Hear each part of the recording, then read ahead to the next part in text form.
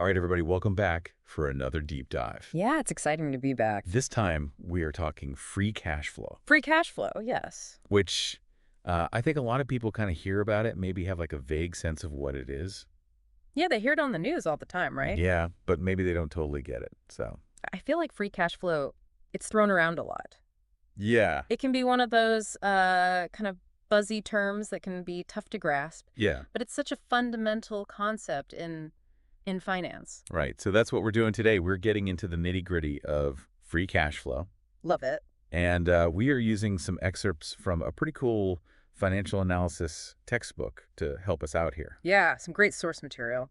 So jumping right into it. Okay. I think one of the things that really jumped out at me is that, like, not every company's free cash flow is created equal, you know? Yeah, I mean, think about it. You got like a tech startup on one hand, Right? and then like a massive oil and gas company on the other. Right. Both could be profitable, right? But the way their cash flows work, it's like totally different. Yeah. The source material really highlighted this whole idea that industries like oil and gas, Yeah. super capital intensive, Right. they're pouring money into like these huge projects. Pipelines and stuff. Pipelines, yeah, drilling platforms, you name it. Right. And that can really make their free cash flow kind of bounce around. Right. Yeah, because it's like they're spending all this money up front and then The payoff comes later. down the road. Right. Yeah. Okay, so that makes sense.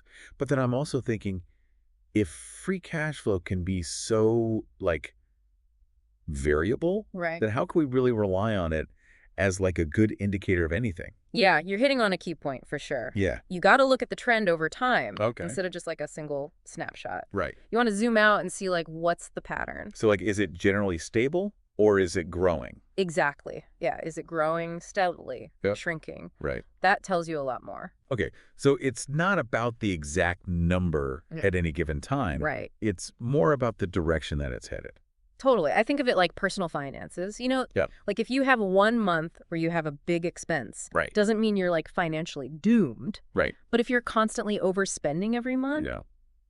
That's a problem. that's a different story. Yeah. Exactly. Yeah. Okay. So once we kind of have a grasp on that trend, Right. what do we actually do with that? Like, what can a company actually do with this free cash flow?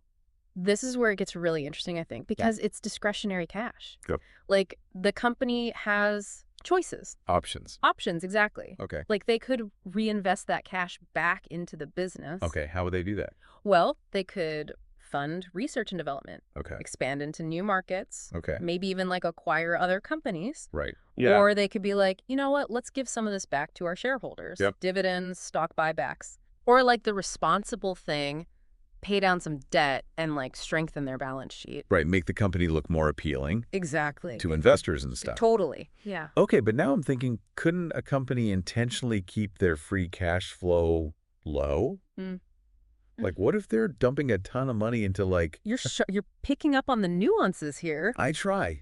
It's a great point. What if they're dumping a ton of money into, like, R&D or something? Yeah, like developing some crazy new technology that's Yeah. going to pay off big time down the road. Exactly.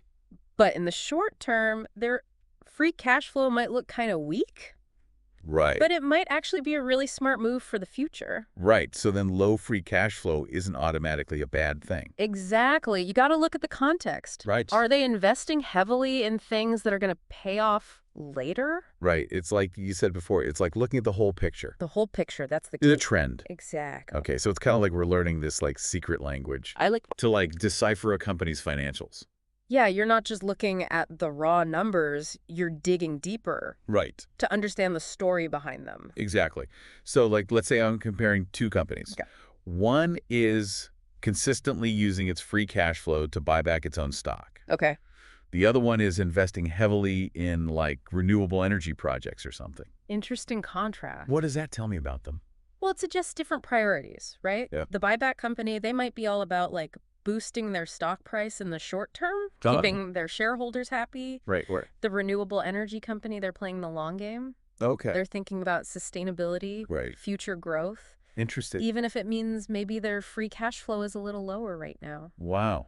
So there's no right or wrong answer necessarily. Exactly. It depends on your investment philosophy. That's super cool. Right. I'm really glad we're doing this deep dive because Yeah. this is, like, eye-opening. Free cash flow is powerful stuff. Yeah. Okay. So if people are going to walk away from this today with like one big takeaway, I would say free cash flow, it's a a narrative, narrative. Okay. not just a number. Right. Look at the trends, Okay. understand the Yep. context, use those ratios we talked about. That helps you like put it all together. Exactly. You can really understand a company's financial health and its potential Awesome. growth. Okay. I love it. Yeah. So next time you see a company's financial report, don't just skip over the free cash flow I section. just don't. Really dig in there. It's worth your time. You might be surprised what you find. Absolutely. Thanks for joining us on another deep dive. Appreciate it. We'll catch you next time. See ya.